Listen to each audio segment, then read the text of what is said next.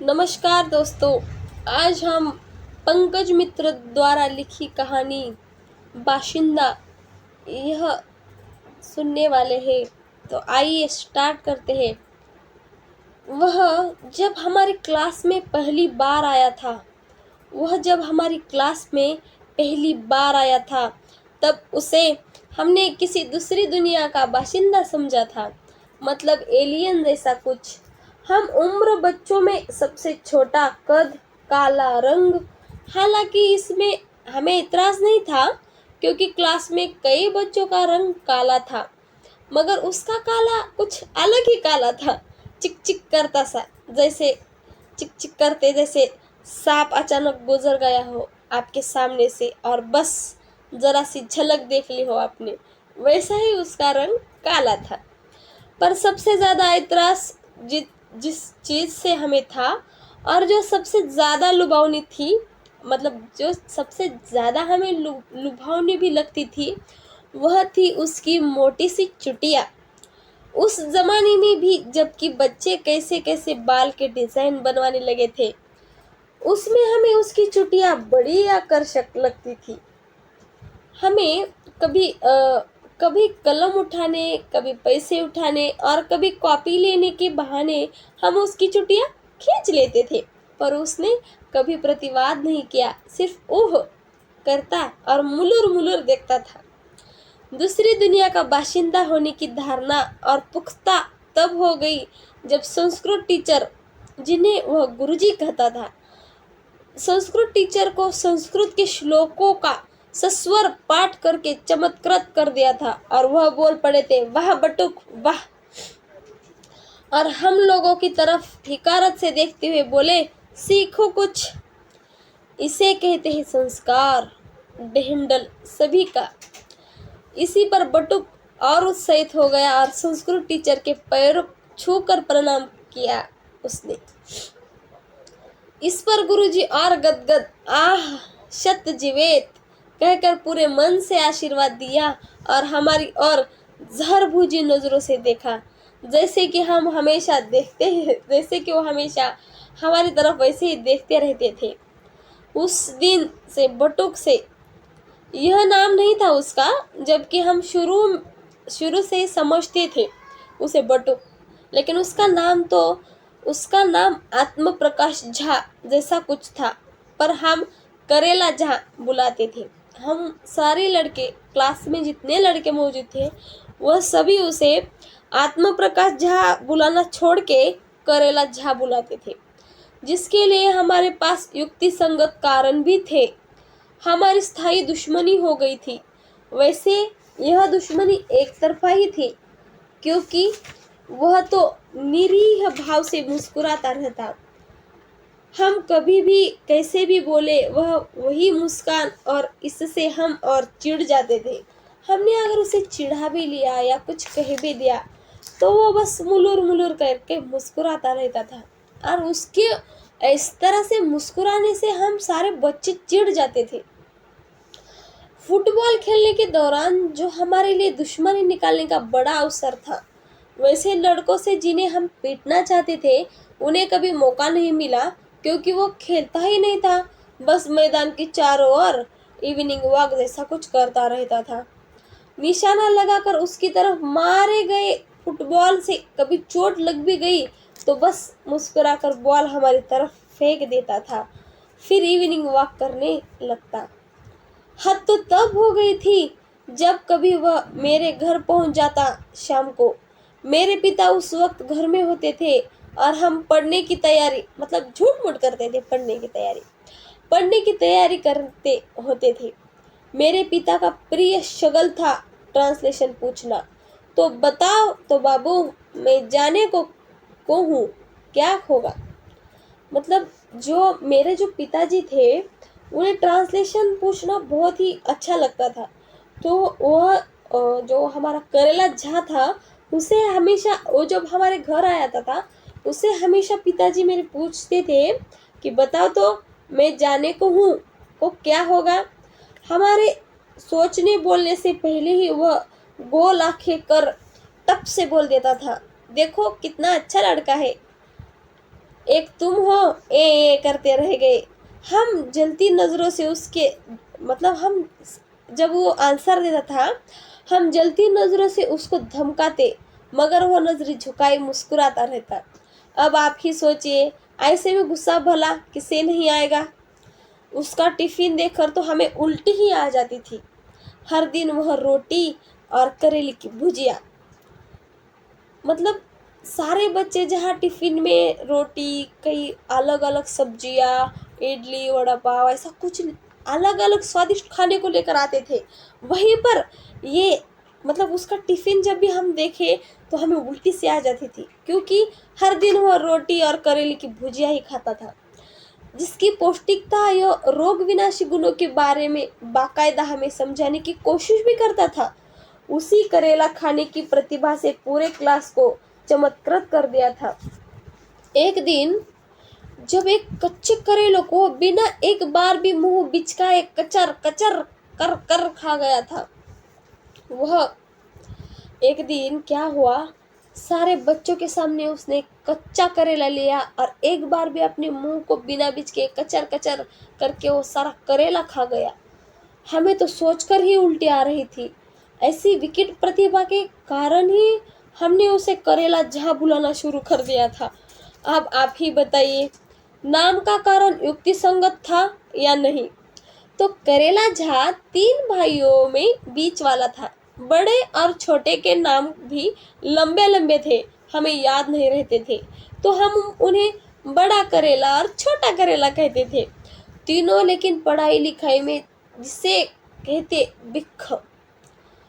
हम लोग पता करने की कोशिश करते थे कब कैसे पढ़ते हैं, लेकिन एजी कॉलोनी की दीवारें, खिड़कियां, दरवाजे कुछ बताने को तैयार ही नहीं। करेला झा के पिता भी एजी ऑफिसर में थे और हमारे पिताओं की बातचीत से पता चला था कि बड़ा काबिल बनता है। झा जीवा पूरा माहौल खराब कर दे रहा है। ज्यादा हरिश्चंद्र है तो बेटे घर में ही एजी क्या कर रहा है, आजकल सुखल तनख्वाह में चलता ही है। हमें लगा था कि शायद झा परिवार की प्रतिभा का स्रोत करेले में हो। एकाध बार कोशिश भी की, परीक्षा के समय करेला भक्षण की, मगर बेकार। लेकिन उस दिन भ्रम टूटा हमारा जब खिड़की से हमने झा परिवार की बातें सुन ली। करेला झा के पिता करेले के अनश्वर, अविनाशी, अविकारी गुणों के बारे में बता रहे थे। हम 2-3 लोग जाके उसके मतलब दरवाजे के पास, खिड़की के पास खड़े हो गए। उस दिन हमारा भ्रम टूट गया। कौन सा भ्रम टूट गया? करेला झा के जो पिताजी थे वो करेले के अनश्वर, अविनाशी, अविकारी गुणों के बारे में करेला झा उस बड़े करेला और छोटे करेले को बता रहे थे, मगर बड़ा करेला और छोटा करेला इससे इत्तेफाक नहीं रख रहे थे।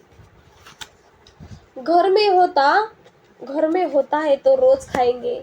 दूसरी सब्जियों के अवगुणों पर रोशनी डाल रहे थे कि गोभी वायु विकार देता है और आलू चर्बी बढ़ाता है, दिमाग को भूतर करता है, वगैरह वगैरह। मगर दोनों के प्रतिरोधी स्वर हवा में थे। नहीं था तो सिर्फ हमारे करेला झा का स्वर। उत्सुकतावश रसोई घर की खिड़की से हमने झांका तो बरामदे पर हमारा करेला झा निर्विकार भाव से करेले की सब्जी के साथ चावल खा रहा था, उसी भुवन मोहिनी मुस्कान के साथ। और बाहर किचन गार्डन में बहुत सी करेले की लतरें हंस रही थी जोर जोर से। अद्भुत प्रतिभा वाले उसके पिता को साइकिल पर दफ्तर जाते देख हम खिसक लिए थे। अद्भुत प्रतिभा इसलिए कि उसके पिता को बहुत सारे कामों में महारत हासिल था।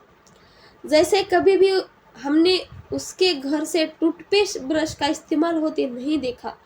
नीम की दतुओं का एक छोटा गट्ठर हमेशा पड़ा रहता था। उससे यहाँ जो उसके पिता एकदम समान साइज में काटकर बनाते थे। नाई कभी नहीं आता था, वे लोग नाई के यहाँ भी नहीं जाते।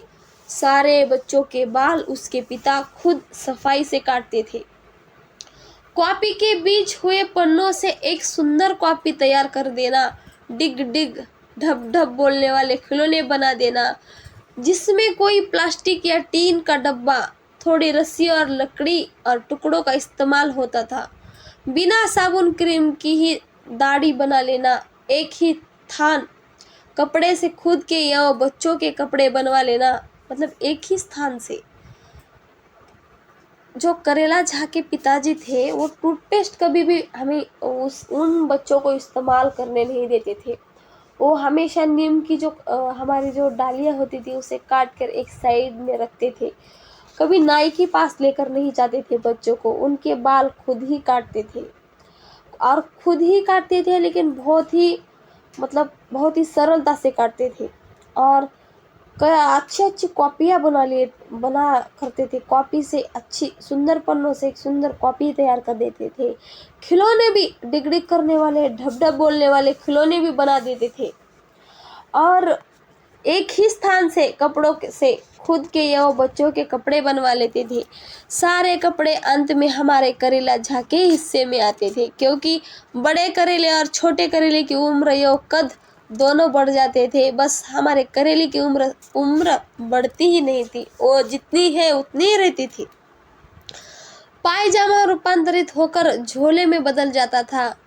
पैकिंग बक्सों में बुक शेल्फ, पढ़ने की मेज कुर्सी बना लेना, सब उसके पिता कर लेते थे। खुद अपने हाथों से साबुन वगैरह को फिजूल खर्ची समझते हुए गंगा मिट्टी जैसे मृतिका कहते थे, रगड़ रगड़ कर खूब नहाते थे।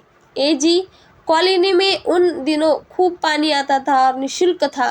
गंगा मिट्टी का एक बड़ा ढेर बगीचे के किनारे पड़ा रहता था, जिसमें समय समय पर उसके पिता घर मतलब अपने गांव से लाकर ढेर की वृद्धि करते रहते।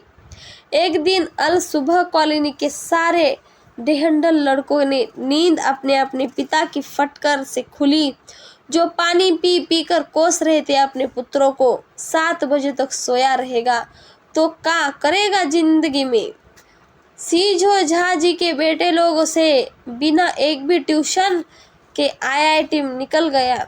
यहाँ हर सब्जेक्ट का ट्यूशन, नालायक है सब, ऐसा हर घर से सुनाई देता था। ओहो, तो हमारे इस सामूहिक अपमान की जड़ भी करेला झा का परिवार ही था। हर माँ बाप के स्वप्न द्वीप का रास्ता जो ढूंढ लिया था बड़े करेले ने। करेला झा और छोटा करेला क्लासों में फर्स्ट करते हुए बढ़ते रहते और कॉलोनी में नालायकों की डांट सुनवाते रहे। यहाँ तक कि एक दिन छोटा करेला भी युग धर्म वाली नौकरी मतलब मैनेजमेंट की तरफ निकल गया। इसके बाद से हमारा करेला झा थोड़ा कम मुस्कुराने लगा। बड़ा करेला एक कंपनी में बड़े पद पर पहुंच गया और छोटा करेला भी विदेशमुखी हुआ। पर हमारा करेला हमारे साथ रहा और इसका हमें घोर आश्चर्य भी था। बैंकिंग, यूपीएससी, बीएससी, एसएससी, तरह तरह के टीहे थे। हमारी गर्दन कई बार कट चुकी थी। वह एजी मोड़ की चाय दुकान पर चाय सिगरेट के दिन थे और ज्योतिषियों के यहाँ सलाह लेने के। ऐसे ही एक निकम्मी दोपहरी को हमारे करेला ने कहा, जानते हो मेरी कुंडली में केम द्रुम योग है। अच्छा, क्या होता है इससे? प्रश्न कुंडली थी मंडली की। सब कुछ रहते हुए भी आदमी खूब सफल नहीं होता।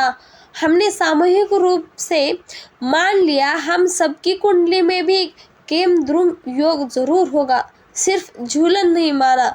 उसने कहा, तुम्हारा तो ऑलरेडी करेला द्रुम योग ही है।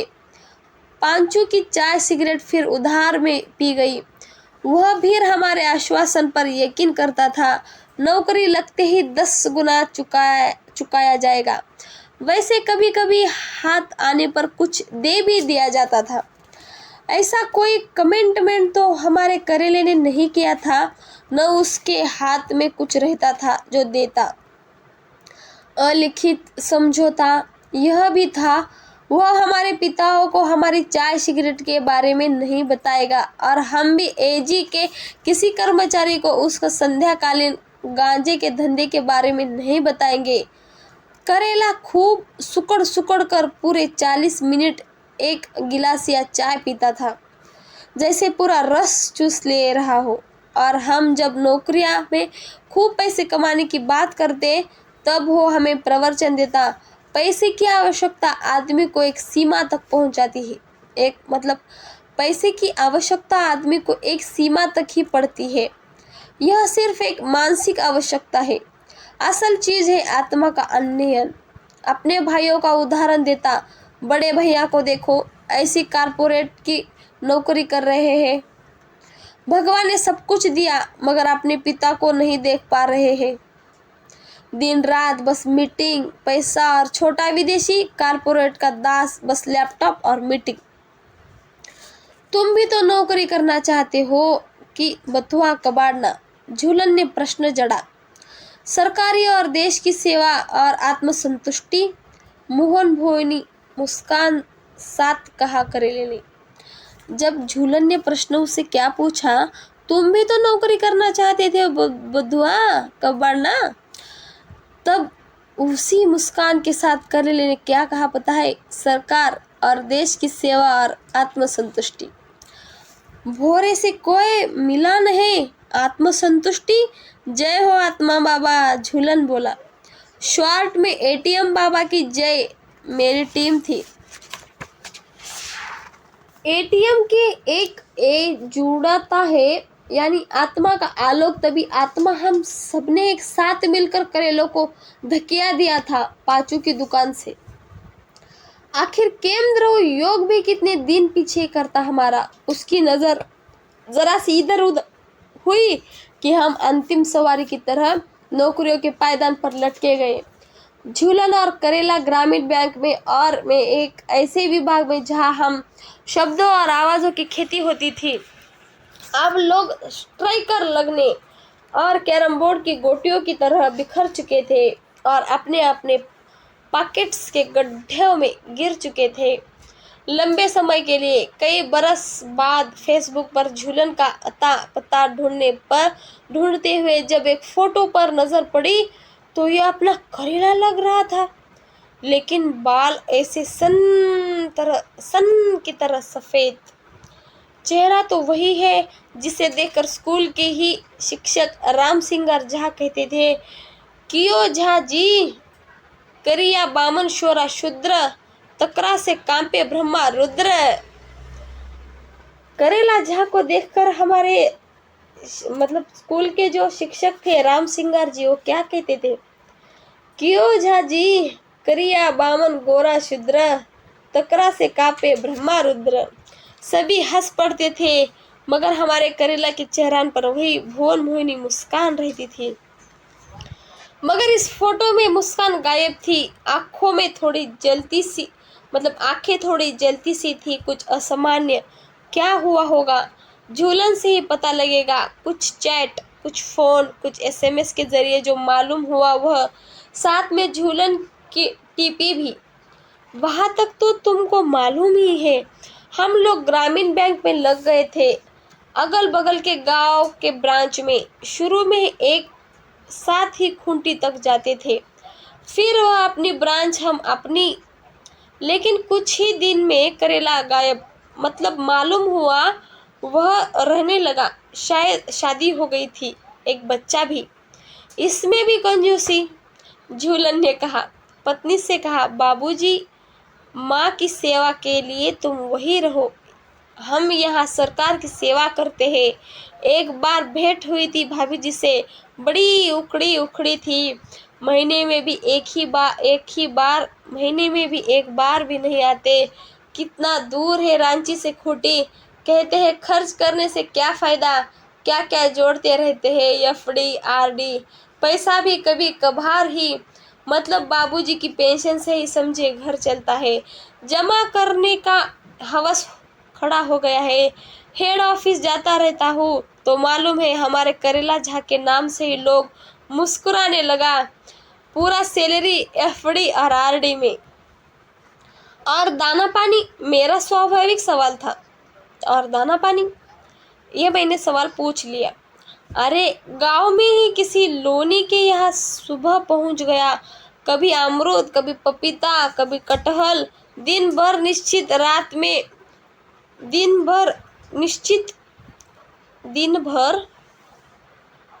एक मिनट, हाँ, दिन भर निश्चित, रात में भात डफका लिया आलू के साथ, ब्रांच में 2 टेबल जोड़ के सो जाता, भोरे निकल जाता है खेत की तरफ, फिर नहा धो के ड्यूटी। यही थी करेला झा की जिंदगी। करेलवा पगला गया क्या? फोटो से तो ऐसा ही लगता है, मैंने सवाल पूछा। झूलन कुछ निश्चित जवाब तो नहीं दे पाया, लेकिन कुछ हद तक सहमत था मेरे सवाल से। हमको भी लगा था, इसलिए मोबाइल से फोटो खींच लिए उसका। जानते हो, सहम सहम कर बाजार में चल रहा था। दुकान सबके तरफ देख के लड़कन को मालूम हो गया उसकी हालत के बारे में, तो कोई टोक देता है, क्या अंकल करेला 60 रुपया हो गया बताइए। हाँ देखो ना बाबू, कैसा समय आ गया, चारों तरफ लुटेरा घूम रहा है। खर्च नहीं करोगे तो सीधे गर्दन पर चाकू लगाने की भंगिमा।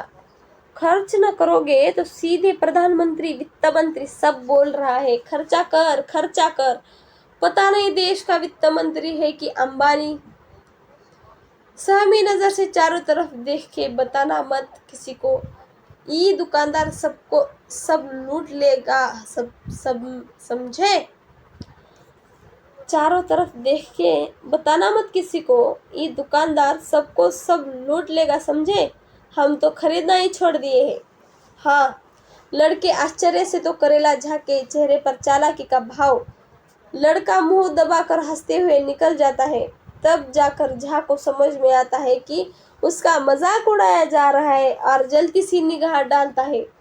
कई रातों से सोने की वजह से आंखें टेसू हो रही है। हेड ऑफिस में कुछ लोग कंसिडरेटर है तो नौकरी बचा हुआ है।